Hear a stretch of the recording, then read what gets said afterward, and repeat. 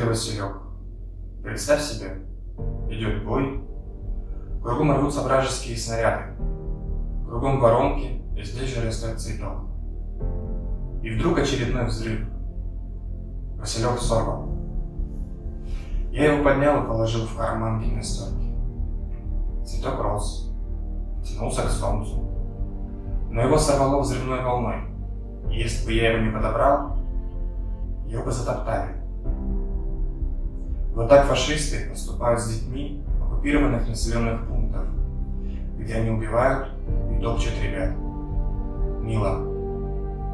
Папа Дима будет биться с фашистами до последней капли крови, до последнего вздоха, чтобы фашисты не поступили с тобой так, как с этим цветком. Что тебе непонятно, мама объяснит.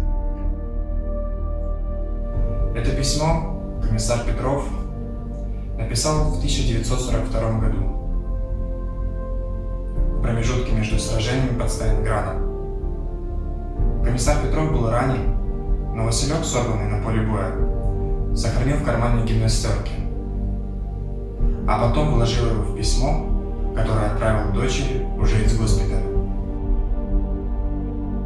Мила Дмитриевна присутствовала на открытии мемориального комплекса, была глубоко тронута, узнав, что ее письмо подсказало идею мемориала.